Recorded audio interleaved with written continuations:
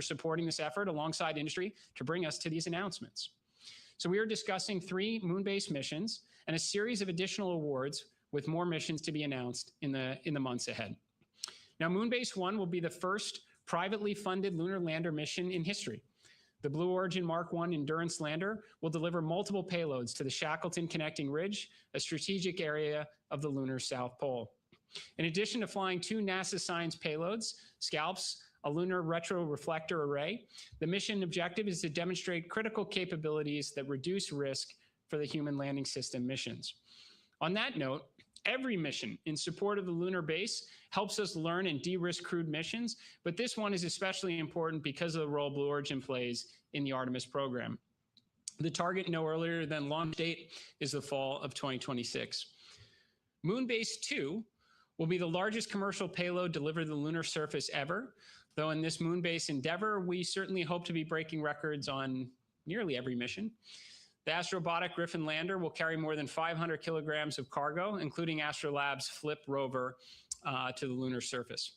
This mission will help mature the capabilities necessary to support future lunar terrain vehicles, autonomous operations, logistics, and especially the LTV astronaut mobility.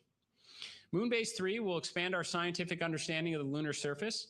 This mission will deliver the first payload selected through NASA's PRISM initiative, a program that brings together universities, researchers, and industry through open competition to solve scientific questions. The anchor scientific mission is Lunar Vertex, which will study lunar swirls, one of the moon's most intriguing mysteries. Now, these unusual formations appear brighter than their surroundings, as portions of the lunar surface are somehow shielded from the effects of the solar wind. Understanding why they exist could improve our understanding of how the lunar environment evolves, how surface materials change over time, and how future infrastructure may perform in these extreme conditions. The Moonbase 3 landings will also deliver payloads from ESA and the Korean Space Agency, demonstrating that the future of lunar exploration is an international effort. Moonbase 2 and 3 are targeted to launch before the end of 2026. Now, these represent the first of more than a dozen missions we expect to announce through the balance of this year as we return, build the base, and never give up the moon again. And as mentioned, just like in decades past, we are taking the world along with us, though this time, and eventually through the power of orbital observation and communication satellites, we will do so with impressive detail on the Moonbase website, which launched, I believe, in the last hour.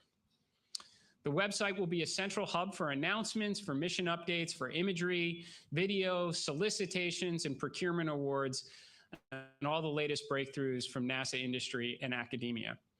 Now, just as the world paused to take notice of Artemis II and its historic mission, this website and all the associated moon-based missions will inspire students, instill curiosity, promote internships, and encourage them to work in industry as scientists, engineers, pilots, and astronauts to build hardware that will go to the moon and to control it from Houston.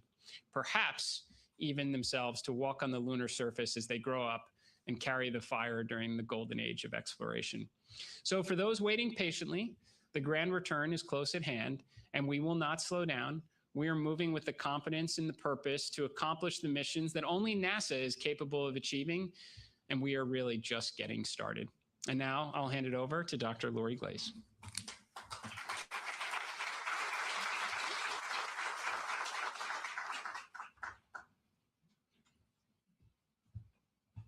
Right. Good afternoon. It's good to see everyone here. Wonderful to see all of our colleagues and partners here today. Thank you so much, Jared, for setting the tone of what truly is a pivotal moment for human exploration. We have several exciting announcements ahead, including new awards and new partnerships that will accelerate our progress for Moonbase.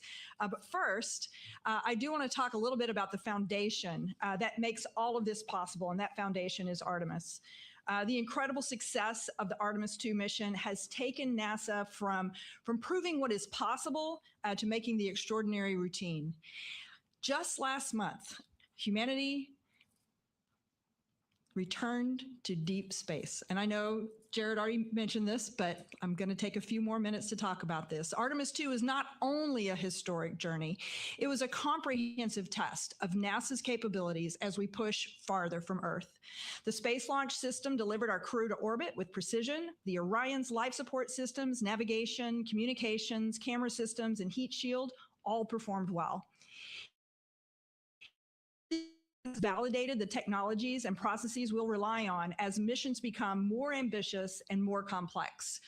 Where the systems didn't perform as expected, we gained important information to help us improve on future flights. But Artemis 2 also validated something just as critical: how humans, science teams, and mission operations work together in deep space. This mission gave us real-world data about how our astronauts live, work, communicate, and adapt outside of low Earth orbit, knowledge we can't perfectly simulate on the ground. Artemis 2 gave our operations and science teams the opportunity to collaborate in real time, practice integrated decision-making, and refine the workflows that will guide lunar surface activities and eventually our path to Mars. While Artemis 2 carried out significant scientific observations, the mission's science was fundamentally about enabling exploration. The crew served as both scientists and test subjects. They helped us understand how to collect data, operate safely, and coordinate crew, flight controllers, and science teams to accomplish our objectives. The human research and biological and physical sciences data they collected will help us better understand how humans respond to the deep space environment. And the stunning imagery and observations they returned of the Earth, of the moon's near side and far side, of impact flashes in the shadow of the lunar eclipse, all were as much about improving our operational readiness as advancing scientific knowledge. These moments remind us why we explore: to inspire, to learn, and to push human presence farther than ever before. The crew captured the iconic Hello World image of Earth from Orion, revealing once again just the beauty and fragility of our home planet. They photographed the moon beyond Orion's solar arrays with Hello Moon, marking the beginning of humanity's return to deep space. And as they passed behind the far side of the moon, they helped us practice vital science processes that will shape future missions: observation, documentation, interpretation, and teamwork across thousands of miles. Artemis 2 proved that NASA is ready for the next step.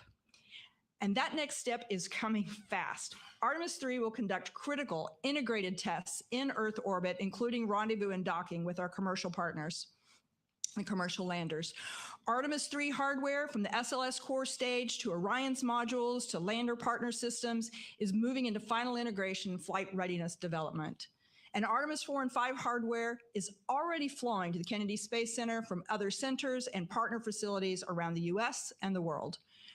We're moving toward the cadence necessary for a sustained deep space program: steady, accelerated, and continuously learning as we prepare to return to the lunar surface. And that then brings us to the future: Moonbase. Moonbase will be home base for our Artemis crews and will encompass long-duration stays, expanded robotic and human capabilities, and an enduring presence on the lunar surface. Everything we tested and learned on Artemis 2, the systems, the teamwork, the operational tempo, feeds directly into our ability to build a sustainable foothold on the moon. With Moonbase, Artemis astronauts will stay longer, explore farther, and conduct the kinds of science that advances exploration itself, understanding how humans operate off-world, how we build infrastructure, and how we prepare for Mars. As you'll hear from Carlos in a moment, only 2 months after ignition, we are already taking concrete steps through new procurement awards and new partnerships to turn this vision into a reality. We are building humanity's first outpost beyond Earth. Through Artemis, we are going, and with Moonbase, we're going to stay. And together, NASA, industry, and international partners, we are creating a future where exploration is not just an incredible moment in history, but the first foothold beyond Earth for all of humanity. So with that, thank you. And it is my pleasure to hand over to our Moonbase Program Executive, Carlos Garcia Galan, to take you through the next steps in building the Moonbase.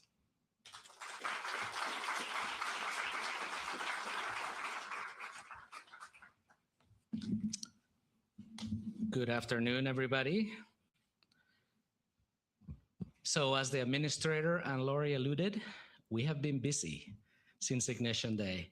We have been working to align all the agency resources across NASA to basically deliver on this objective of building a moon base.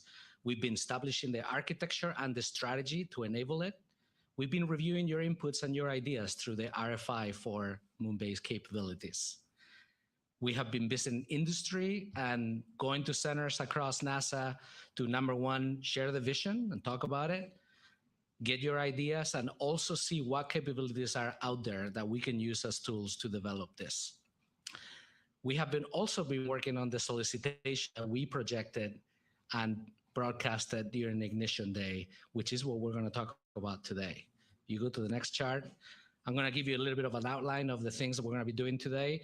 First, we're going to start where we left off, talking a little bit about the phase objectives and the assets that we're going to be talking about and discussing milestones for. Then we're going to talk about key phase 1 milestones with awards for landers and lunar terrain vehicles and moonfall carrier spacecraft. And then we're going to talk about what's in the lunar horizon in the short months ahead.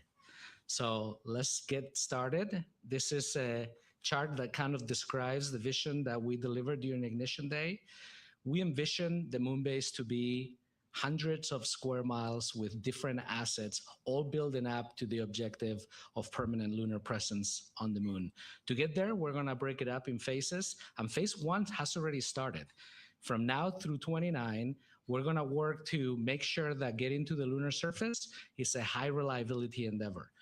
Many assets we can deliver there. We're also going to test and experiments, the science of survival, as the administrator said.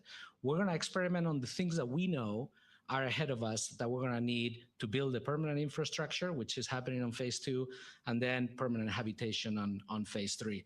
To do this, we're building and working on many different systems, from transportation to mobility, and we've broadcasted a pretty high cadence of missions that will help us to get there. Phase 1, for example, will have 25 launches, 21 landings, and we're planning to deliver about 4 metric tons of cargo to the surface of the moon. And we want to graduate from that to 60 metric tons to 150 by the time we get to phase 3. If you go to the next chart, when you think about the lunar surface and the endeavor of building a moon base, it's going to be extremely hard. And it dawns on us every day how little we know of the lunar surface. We did the Apollo program, we've had lunar probe, we've had spacecraft, robotic spacecraft that have gone back to the moon, but we have explored very little. So we envision multiple assets, those 21 landings is to deploy many types of assets in different areas where we have objectives for science, or we think it's a good place to develop the moon base. We're going to have landers, small and medium class. We're going to have constellations of satellites that will enable communication, navigation, pointing, observation. We're going to have rovers and LTVs, and also we're going to have drones. So to talk about all of those assets, we're ready to make the first major award. And that is something we advertised during Ignition Day is for the LTV delivery landers. Through CLIPS program, we requested task plans for delivery of one or multiple 1 metric ton class NASA payloads to the South Pole region. In the base period of that task order, we'll basically ask the vendors to finalize the mission design, integrate and develop the integration plans, execute long lead hardware procurements, design and test the payloads, and demonstrate the compliance of the payload delivery system to the surface. Then in subsequent options, if everything goes well, they will build the lander spacecraft. So the long-awaited moment for the delivery of all the LTV awards that we're going to announce today, NASA has selected Blue Origin.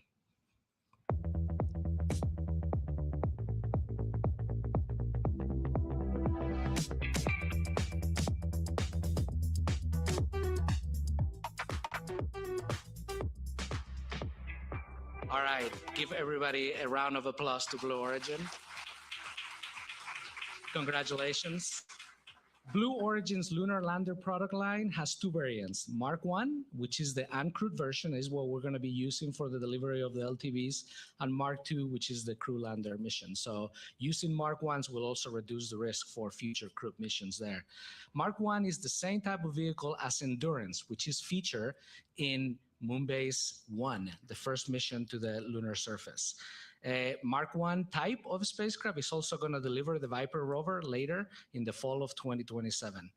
So congratulations, Blue Origin, and we are looking forward to this partnership to deliver the first lunar terrain vehicle as part of Moonbase program. Thank you very much and congratulations. So now we get into the awards for the lunar terrain vehicles. In this case, we're going to award two of them. As the lunar roving vehicle during the Apollo program, the LTV will give astronauts the ability to further conduct scientific research around the moon. But it's going to do a lot more than that, because in this case, we needed to work all year round. We need them to be on the surface doing things that basically prospect the surface, scope around to potential landing sites, or go to areas of deep scientific objectives. So the LTVs we're going to announce today are both crewed and autonomous rovers. They're a mix between the Apollo lunar roving vehicle and a Mars-style rover. The LTVs will have a mass of about 1 metric ton, or a little bit less than that, and will have to be in a configuration that is kind of compressed to be able to fit on those landers. Each one of the vendors is going to do that in a different, ingenious way. They're designed to traverse about 200 kilometers from where they're dropped off, which is 4 times greater than any rover has ever traveled on the moon or Mars.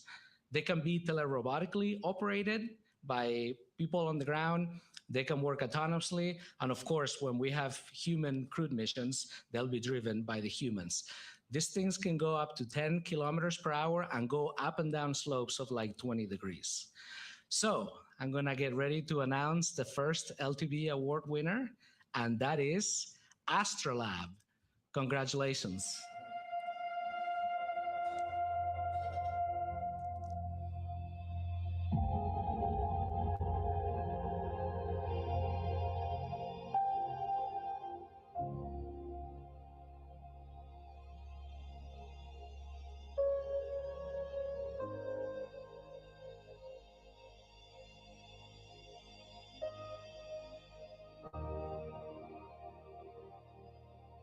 Astrolab has adapted its Flex rover architecture to deploy the crew lunar vehicle number 1. So give him a round of applause. Congratulations. This new vehicle is smaller, lighter, and can accommodate up to 2 crew, which is what we asked for during Ignition Day, to be able to test and develop the capabilities as we go. Again, it has autonomous capabilities. It can be teleoperated, or of course, the crew will drive it. CLV-1 has a maximum mass of 950 kilograms and can reach speeds up to 10 kilometers per hour. Astrolab is also building the Flip rover, which has a lot of the features that will then be carried over to the lunar terrain vehicle. Astrolab is using subs like Odyssey Space Research, Axiom Space, and Interloon as the subcontractors for that. So imagine the first rover, because we're going to have cameras, we're going to have payloads, roving around Mars and basically bringing us with them in real life, going to places we have never seen of the moon, testing us and giving us key ground truth data so we can build on that. Again, 1 round of applause for Astrolab. Congratulations.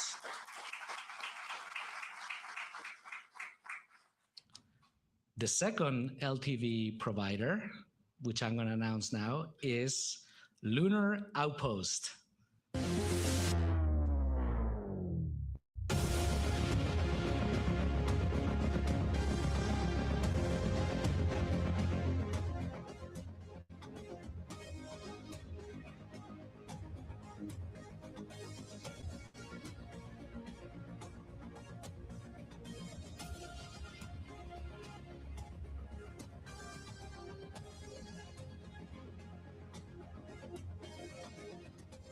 In response to NASA's moon-based initiative, Lunar Outpost unveiled a new class of rover called Pegasus, which is what we're going to deliver to the surface of the moon. Pegasus is a pared-down version of Lunar Outpost Eagle lunar terrain vehicle. Pegasus is a lighter weight and will be ready to fly on earlier missions as we've asked and demanded. They will do things like autonomous driving, terrain mapping, and identify future potential moon-based sites. Pegasus can carry up to 2 crew members and travel 10 kilometers per hour on the lunar surface and, like I said, go through steep slopes and terrains. They're partnering with General Motors, Leidos, and Goodyear as key subcontractors for the vendors. So give Lunar Outpost a round of applause. Congratulations.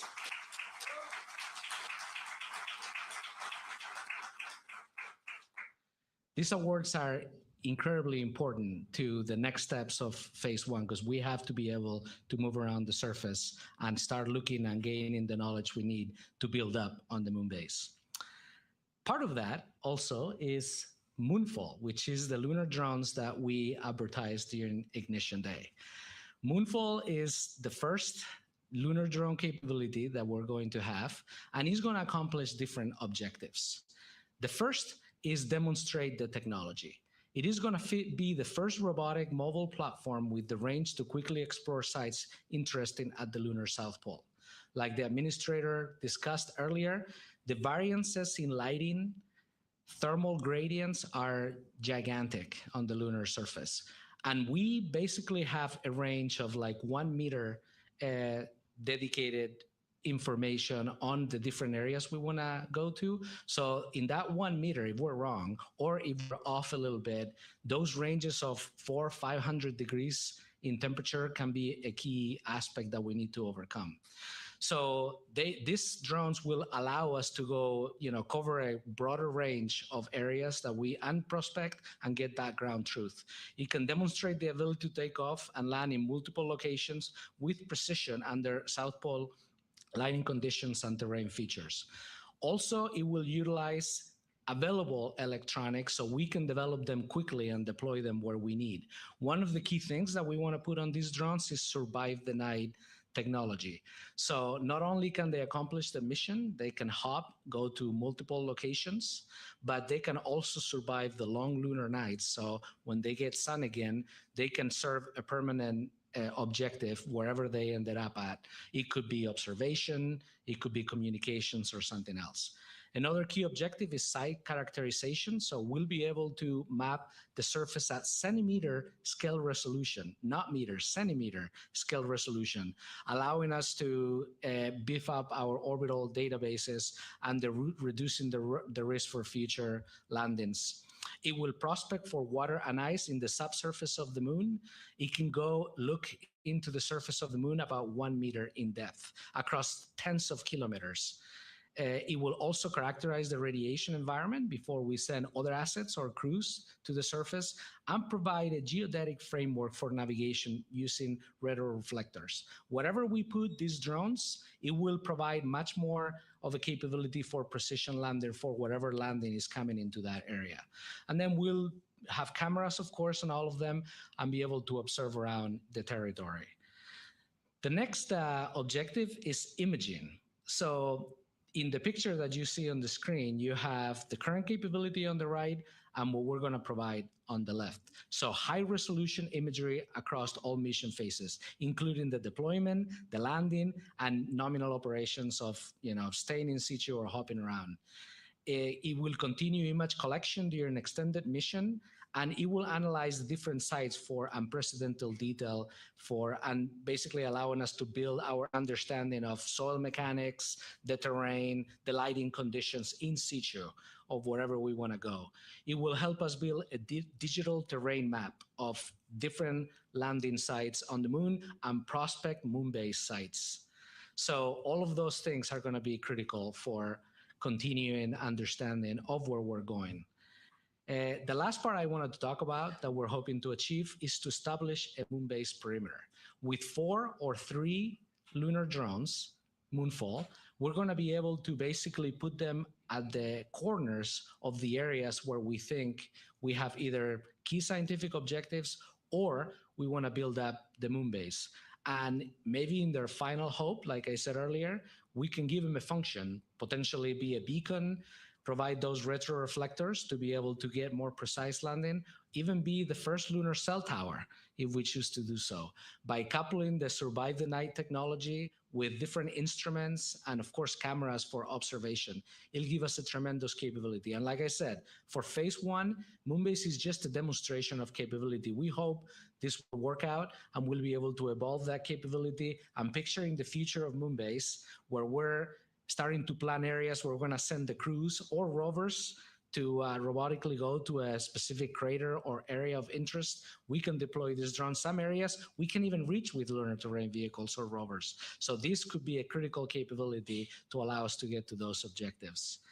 So something has to take the lunar drones Moonfall to the surface of the moon. And today we're ready to announce that JPL, our partner developing the Moonfall drones, has selected a carrier spacecraft, and that is Firefly.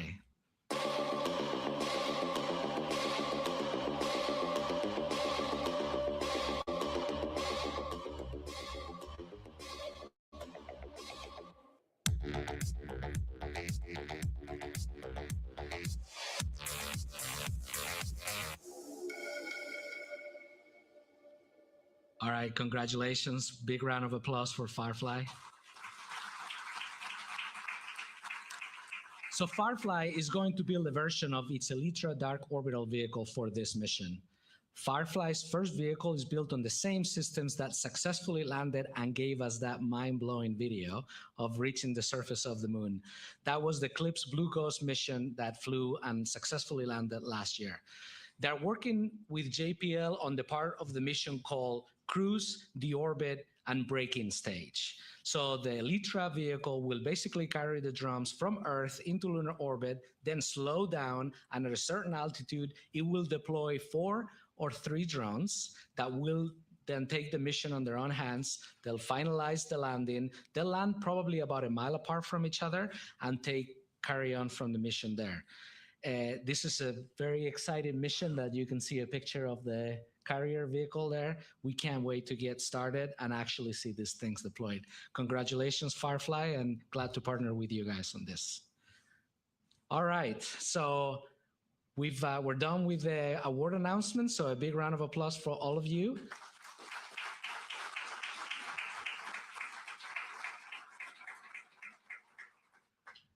Now gets the hard part, which is delivering on time and having successful missions back to back. Okay, now I want to talk about what is on the lunar horizon. So the first one I want to talk about is CLPS 1.0. During Ignition Day, basically we said we're going to use the CLPS construct, which was doing scientific commercial service payload delivery to the surface, to continue on and provide the landers that will carry our assets to the surface. And we declared 2 things. We were going to contract for the LTV delivery service, which we just announced, and we were going to also expand the number of missions to carry payloads, whether scientific or technology demonstrations. Those announcements are coming back and coming up in June. So stand by for that, and we're going to declare the award winners for several of those missions to add to the Moonbase portfolio. We're also working on additional task orders for low and mid-sized class landers through 1.0 to potentially deliver additional technology demonstration payloads. So all of that is also coming up soon. And then in Ignition Day, we talked about CLPS 2.0. So 2.0 is really the next generation lunar cargo landers.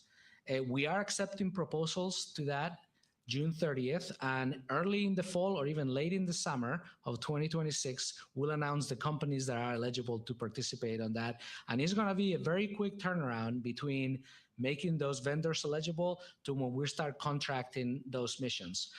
CLPS 2.0 is built on the successes of CLPS 1.0, but we're giving ourselves more flexibility.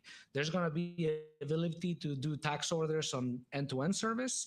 There's going to be ability to basically just buy a lander and be able to couple that with launch service and also technology demonstration payloads, which we may procure or build on our own, and we'll be doing the integration of all of those missions in-house. Again, full end-to-end service in-house or a combination of, and we're going to be using that and advertising providers eligible and missions through CLIPS 2.0 with the next generation landers pretty soon in the next coming months. And then one of the things that we were wanting to do pretty fast is basically establish the architecture, set the priorities for the technology that we're going to need in phase 2, and then map that to the tech demonstrations that we need to do in phase 1, all these landers we're just talking about. We've narrowed the field of things that we're interested. There's many things that we need to perform, including survive the night and all of those things, but we really want to focus on developing the mid-size cargo delivery. This is going to be accomplished through CLIPS 2.0. Initial power infrastructure. We're talking about solar and potentially nuclear, also smaller components for surviving the night. We're looking at 2 to 15 kilowatts of power generation, up to 20 kilowatts potentially if it's a nuclear system, and hundreds of kilowatt hours of storage capacity. We're also wanting to explore initial cargo mobility and logistics, which is going to be a huge key element of permanent habitation, and then Pathfinder habitation missions. We have 2 BAAs today across the agency, not just Moonbase, which are soliciting ideas, and we'll be using those to take proposals, not for studies, but actually building hardware. The study is going to be put the thing on the surface, test it out, learn from it, and then actually graduate that to be a permanent part of the architecture. So that work is going on now. Okay, that was a lot. So this wraps up the first Moonbase status, where in just 2 months, we've covered awards for new landers, lunar terrain vehicles, and moonfall carrier spacecraft. Soon, we will be status in progress on the additional landers. Like I said, we'll also be talking about international partner contribution agreements, which we're actively working on. Awards for technology demonstration missions, and the selected companies to build the next generation landers. As Artemis 2 showed us, literally, we're just a tiny body in this universe, but we're in the business of expanding our horizons, doing the near impossible, building the moon base. We're making history together. Thank you very much. And now we're going to transition into the answer questions from the media. So George, back over to you. Thank you.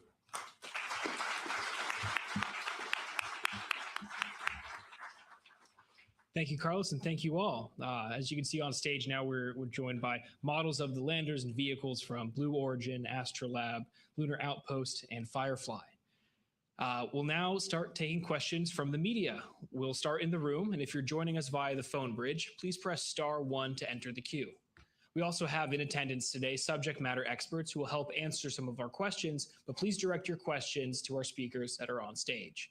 As a reminder, today's briefing is focused specifically on the moon base, so please keep your questions within that scope.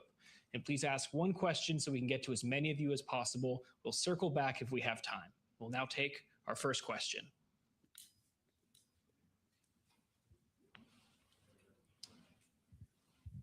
In the front row, yes.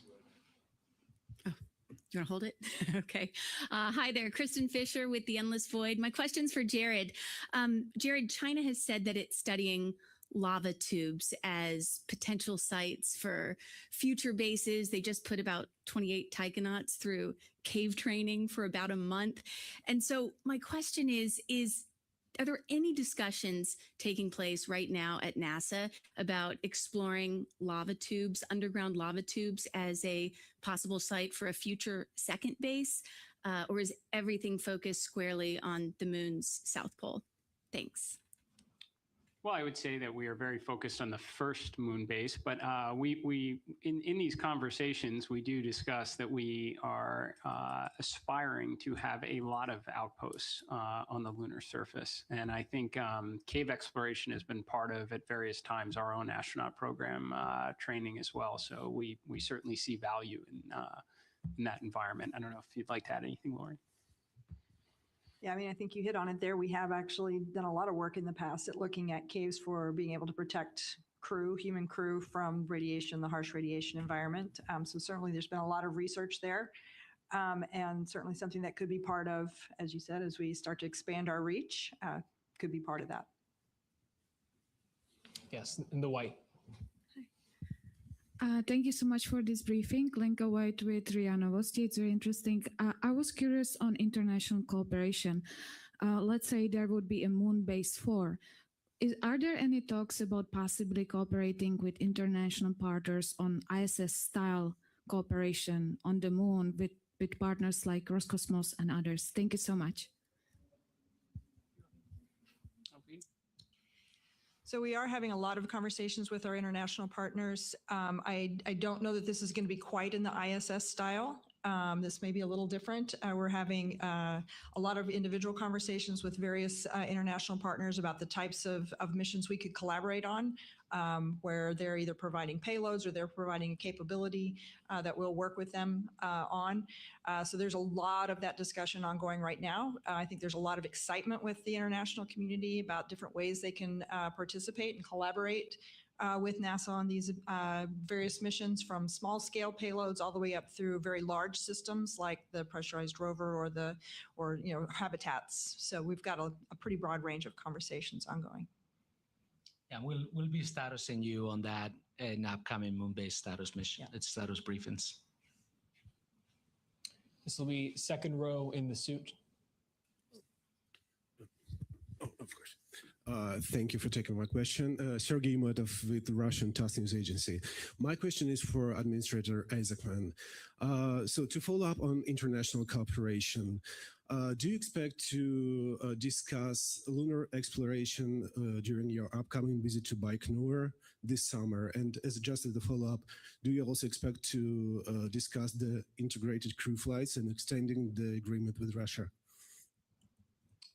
I would say whenever I've had my discussions with Director General Brakhanov, we usually give updates on our respective space programs and progress. So I fully expect we'll be discussing the International Space Station and what that continued cooperation will look like through the remaining life of Space Station. And I am sure we will also discuss generally what NASA has planned for our lunar missions on the horizon. Our last conversation, the Director General was very kind to discuss the Artemis II, so I'm sure it'll be a topic again. Our next question will come from the phone bridge from Marcia Dunn with the AP. Yes, hi. Probably for you, Carlos. When people think of a moon base, they think about people living there full time. And what do you envision? When do you envision that happening, where visiting lunar astronauts are not just going to be camping out in their capsules for a week or so, but when do you think that there will be a real base with habitats, and when might that happen, and how long might their stays be, and how many astronauts do you envision on the surface at any one time? Just paint me a picture of the future. Thank you. Okay, sounds good.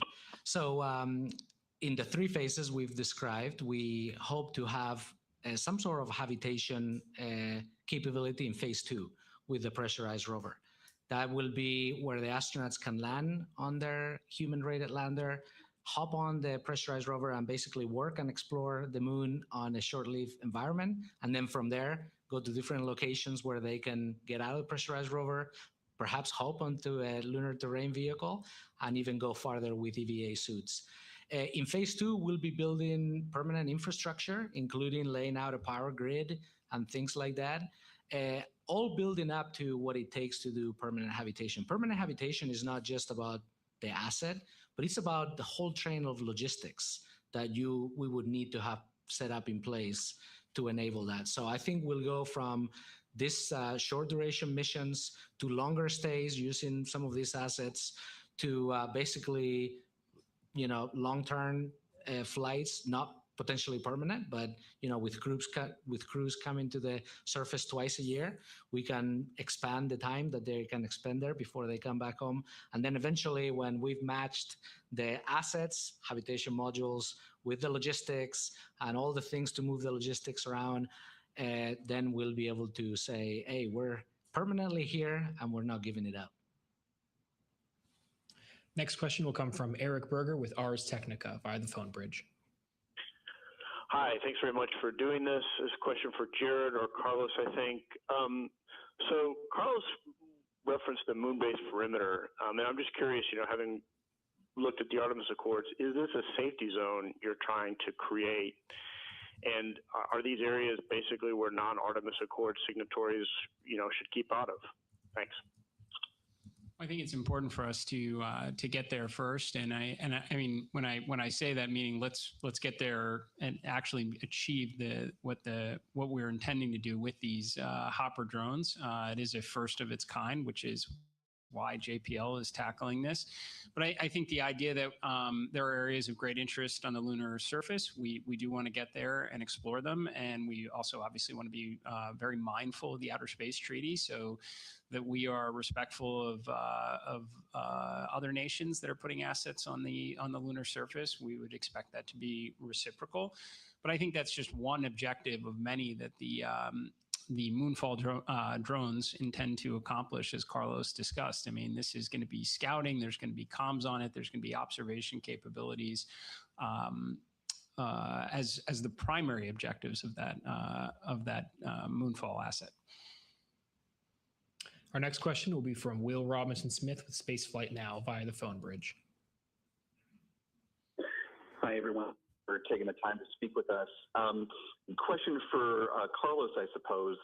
With the LTVs that were announced from Lunar Outpost and from Astrolab, about how far is the driving range of those? And I ask because I imagine while it's still being examined, the amount of ejecta that's going to be kicked up by either Starship or Blue Moon Mark II is going to be quite dramatic. And so I would assume that the LTVs can't be placed too close to future Artemis landing sites. So how far apart are these assets going to be placed? And are you expecting them to sort of go to and from future Artemis crewed landing sites? Is that the plan? Thanks.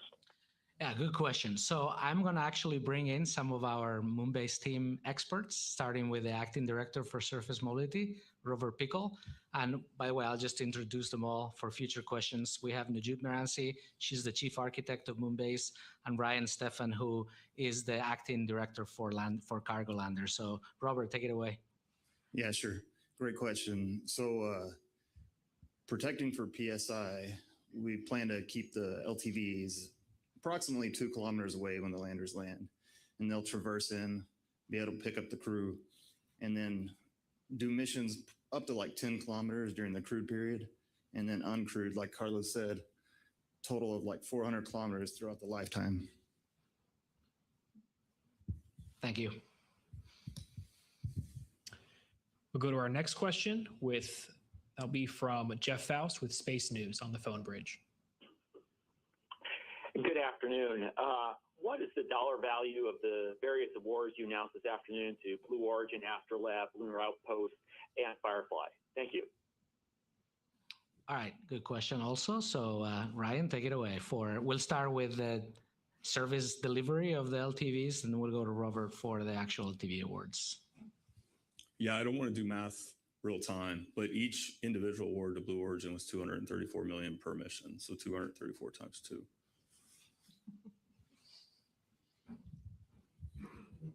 Yeah, and each LTV award was $220 million.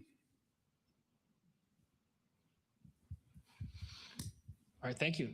We'll go to our next question in the room in the blue and white tie. Hunter Ryerson from Pirate Wires. For Administrator Isaacman, NASA's made developing the orbital economy a major priority, and as well, an interplanetary civilization doesn't get built by one government alone. How do NASA's moon-based plans contribute to the achievement of these goals? And further, how does Moonbase support future missions to Mars? Great question. So first, I think, as I've said many times, it's extremely important to ignite an orbital and ideally a lunar economy. I don't believe that we are going to, have that true kind of spacefaring world we may have imagined as children reading science fiction books if it's perpetually funded by taxpayers. So it is vitally important that we figure out what generates value either in the unique environment of microgravity or on the lunar surface in excess of the cost that it takes to go into it. I don't have any great answers for you other than we are sending a demand signal that hopefully will reveal it. I've said many times we can't force a lunar economy into existence. I suspect in the years, decades ahead, as we build and operate what's hopefully multiple, let's just say, lunar outposts, that we will uncover something along the way. Having a good a lunar economy developing would be a nice capability out of all this to realize. But I've said many times, like we could put a demand signal out for, 50, 100 landers like we're procuring today. I couldn't tell you who's going to buy the 51st or the 101st someday if it's other than NASA, but this is at least a step in the right direction. Now, to your point on how does this help us get to Mars, look, to be very clear, that is the primary objective out of this. As I mentioned during my remarks, there's a lot of great things that will come from having a outpost on the moon. It was only a matter of time that we'd want to have our astronauts interacting, not just in, they've done microgravity for more than a quarter century, but now let's interact with the lunar regolith. Let's have, there will be scientific discoveries. Let's land rovers with radio telescopes to go to the far side of the moon. Let's ignite an orbital economy. These are all things that would be nice to have and achieve along the way. But really, it is to have an environment where we can work with the water ice and master the skills for where we go next, which is Mars. And it would be nice to do that when you're 4 days away from home, than many months away from home. So that is overarching. Why build the moon base? Again, there's knowledge that can be had. There's technology that we will develop that will help life here on Earth. There's certainly going to be a whole lot of inspiration that's coming out of this for the next generation. But number one, we want to be in an environment where we can learn the skills so that astronauts can go and plant the stars and stripes on Mars someday. Take another question from in the room, in the front row there in the black.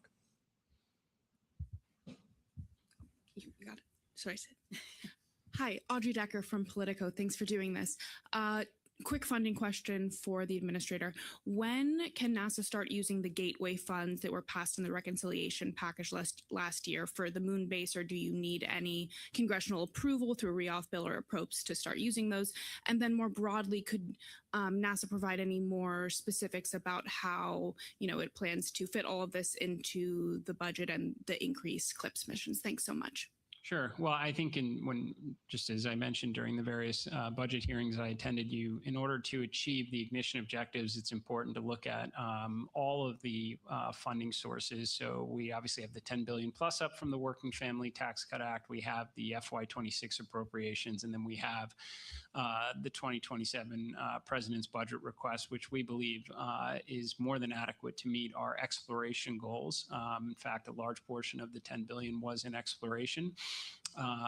And in terms of congressional notification, I'd say generally, I think should be pretty apparent there's strong bipartisan support around a moon base. I see pretty regularly congressional leaders coming out and interacting and retweeting with our commentary on it. I think they're all excited for American astronauts and eventually our allies to be on the lunar surface itself as opposed to orbiting above it. And as I mentioned, we've already provided now the notification to Congress as expected for any of the organizational or funding line mechanics that need to be addressed. Our next question will come from the phone from Ken Chang with the New York Times. Hi, thank you. I guess this is for Jared or Carlos. When is the timing for landing the LTVs, and how does it fit in with the Artemis schedules? Before Artemis 4, between Artemis 4 and Artemis 5, or later? Thank you. So certainly we want to have a LTV. We picked both of them in the crewed version of that, even though we can operate them robotically before the Artemis 4 mission. And we'll certainly try to line it up so that crew has an LTV to go explore around. So it's absolutely an objective. And then we'll, see how the development goes on. But, we plan to have LTVs for the crews coming to the surface of the moon. And again, the LTV strategy, which we signal in ignition, is that instead of developing one very capable but also complex and putting all of our eggs in that basket, we're going to develop multiple. So this is, if you will, phase one of LTVs. After we test out the two that we just awarded today, we expect to have more opportunities for same vendors or other vendors with more capability and incorporating the lessons learned that we learned through the operations of the two that we have.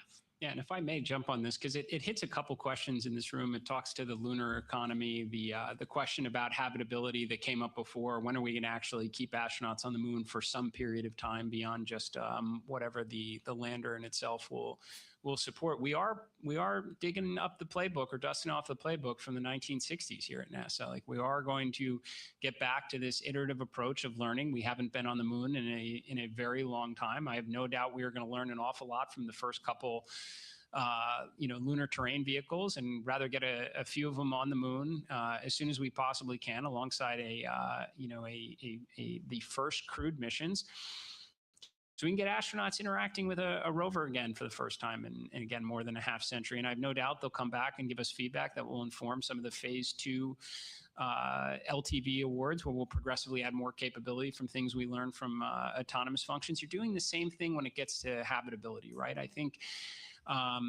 clearly, as Carlos mentioned, we were probably going down the path of one extremely exquisite, all-encompassing rover before. That doesn't help stimulate a lunar economy at all. That's like, it becomes an all or nothing event, nor is it just the right thing to do to learn to get to what should be the ultimate state rover, maybe many years around down the road. Same thing is applicable for habitability. Doing lots of landers, demonstrating different capabilities in this incredibly harsh environment is a way you stimulate a lunar economy from all the various commercial players, but it helps us get to the state instead of just trying to drop a single all-encompassing habitation module and hoping it works out. So all of this comes together for an achievable path for mobility, for the astronauts themselves, for logistics, for autonomous operations, for habitation, and for stimulating a lunar economy. Hopefully that all makes sense how it's coming together.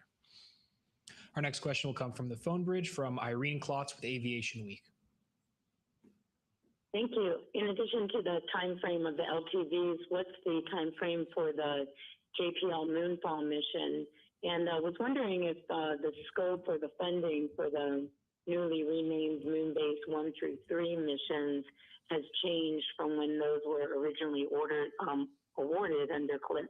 Thanks. Okay, I'll take that. And I'm going to ask Najud also jump in if you want to add anything to what I'm going to say. So first of all, the first Moonbase missions that we've declared, what we were already had on contract, we're doing things a little bit differently with those. We want to make sure that the reliability is there. And we're putting all the resources of NASA, including test facilities if they need them, in play here. So we're not necessarily changing the timeline because we already had a contract with them on when that was going to happen. But we're basically putting all of our assets in play, including experts, facilities, know-how, whatever it takes to make them successfully before they get to fly and when they're flying. So Moonfall is also something that it's a phase 1 asset. So by 28, we're still doing some trades on number of, it's going to be 3 or 4, and what's the pluses or minuses of that. And then I'm going to turn it over to Najud to kind of add on, why that and how these missions maybe interplay with each other. Yes, a lot of the priority for the Moonfall early on is to get them in the locations to do the reconnaissance on the important locations where we want to deploy the rovers, the science, the power systems that will follow. So being able to integrate all these missions across time and adapt the learnings from them is very important as we establish the architecture for Moonbase. And our next question will be from in the room. They're in the back in the third row. Hi, I'm Dan Vergano with Scientific American. I'm wondering if there's any update, maybe this is for Lori, on the timing for picking the Artemis 3 landers. There's a lot of Blue Origin landers today. When do you have to make that decision for that Artemis 3 mission that Jared said is a year from now, mid-27? Yeah, we're already moving forward pretty strongly with both Blue Origin and SpaceX on their lander concepts. So we're already moving in that direction with both of them. There's a lot of trade studies ongoing right now just to make sure we've got the mission designs right and the right objectives for those. But we're already moving out. It will be the version that Blue Origin is working on for that mission. Yes. Next question in the front row there. Thank you. Hi, my name is Jack Gordon. My question is for everybody, I guess mainly for Jared. I'm just curious what NASA overall has thought about basically astronaut health on the moon. And as we're building the moon base, you know, obviously the goal is going to be to keep people there much longer than 3 days or 4 days or 5 days. I've seen a lot about the infrastructure for exploration and science. I'm curious, has NASA thought yet about, you know, hygiene and health and how the astronauts can actually live on the moon comfortably? Sure. Well, I can open up and then, pass it over to Dr. Glaze. We obviously give a lot of thought to this. I would say in terms of like the human physiology, keeping people alive for 9 months, or even we've had longer durations on the International Space Station in microgravity is about as tough as it gets. And we've been learning in that environment for 25 years. 4 or 5 days to get to the lunar surface where, your 1/6 gravity should be net positive, I would think, in that environment. But there's still a lot of other factors that kick into it. Some of you mentioned, we were just discussing earlier, what the exploration atmosphere may look like, because this isn't, right now, we communicate far in advance, unless it's some sort of a contingency when we are going to undertake an EVA on the space station. We're going to go back into an environment now where we might be doing EVAs many times over a span of a handful of days. And every time you are pressing up and depressing down is, it could be an environment for potentially decompression sickness. So an area we've been studying for a long time. We've been hosting exploration atmosphere research exercise at Johnson Space Center. I think that's one example of many that we're giving thought to into this new environment, or an environment we haven't been in a long time, that we're putting our astronauts into. Laura? As you said, we've learned an enormous amount from our experiences on the International Space Station, most certainly. There will be some differences here, but this is certainly something that is of high priority. Certainly the crew health is always, their safety is our number one concern. So we will be putting a lot of effort into that. We already are, as Jared said, with the research that's ongoing, trying to best understand how much time our crew will need to adjust to the atmosphere that is present within their pressurized suits before they can go out on an EVA. We want to maximize their time to do work on the surface, but at the same time keeping them completely safe. So we're doing a lot of research in that area. There's been already a lot of research into radiation environments and expected radiation exposure, and how we can make sure we keep them safe in that environment. So yes, an enormous amount of work there. We'll continue to live and learn as we do additional Orion missions as well, on how the crew respond for these longer term missions. In one sense, one thing we learned a lot from Artemis 2 is just the cadence of activities. As Jared says, for a lunar surface mission, you probably have multiple EVAs in a shorter period of time. When we have a week or two on the surface, it's not the same as having months on the station. So we may have to have a faster cadence, and that's going to mean working very closely with our friends in flight operations, with the chief medical officers, to make sure that we are keeping them safe, but being able to maximize the return on the mission. Thank you. In the back in the light blue. Thank you. Marcia Smith, spacepolicyonline.com. You've talked a lot about what you're going to be doing on the surface. Can you talk a bit about what kind of a robust communications network you're going to be building for around the moon? And will NASA be awarding contracts for that, or are you expecting industry to do that? I'll take that. So we already have one contract already in place to start providing the initial communications back from the moon. We actually want to expand that to provide navigation, pointing, clock, timing, and observation capabilities. Since we're going to be having a moon base, we definitely want to see what's going on in very detail from the assets on the ground and from the assets on top. So that's the first constellation. We're actually envisioning more than one. So we're exploring it. The first one was kind of more traditional type of requirements. We're exploring how we can be more flexible and allow for industry to be innovative and give us the maximum capability. We're going to have so many assets on the surface. We want to look at what's happening real time for all of them. So the amount of bandwidth requirements and needs is going to be high. So there's also interest in international partners to potentially provide some. So we will make that determination on how many and when coming up pretty soon, but we already have one. Certainly know we're going to have two. We'll be soliciting for that in the near future, and then we'll go from there. And certainly the first one focused on comm, the rest multi-use. We have time for one more question. That'll come from the phone bridge from Mike Wall with space.com. Thank you all. This one's for Carlos. Like you said in that sort of phase 3 vision for the moon base, it's going to cover several hundred square miles. I'm just wondering, what does that look like? Are those just where the far-flung assets will be spaced out? That's what counts as covering hundreds of square miles? Or do you anticipate like having habitation modules just kind of peppered in with that? And what's the advantage of having such an extensive kind of far-flung lunar base with such far-flung assets? Great question for our chief architect. Yeah, so I think there's a very important point about the moon, which is there's no one spot that does all the exploration objectives. There's no one spot that covers all the science, all the technology, all the habitation needs of the surface. And even within the local area, you have to consider the terrain. So you'll have the habitats on the tops of the hills where they get sunlight. Power systems, nuclear systems need to be 1 kilometer or more away for the radiation protection. So all of these things, when you start putting them together, end up sprawling a little bit more like a city as you start building it out. And so to then have power in remote areas where you might be doing your in situ resource utilization, the aggregate mining, looking for water ice, or science operations in a different location. So it is to accomplish all that is before us requires a significant amount of distribution of assets, capabilities, and systems to do the things we're looking to do on the moon, to do the exploration and return that benefit to humanity.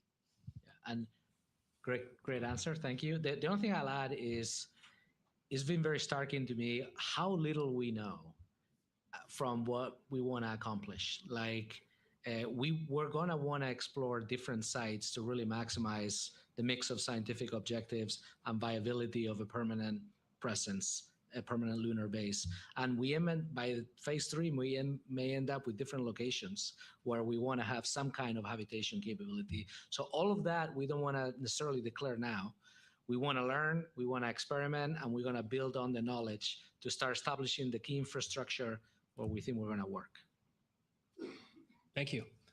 That concludes today's news conference. Thank you to all the media who joined us and for your continued coverage of America's establishment of humanity's first lunar outpost.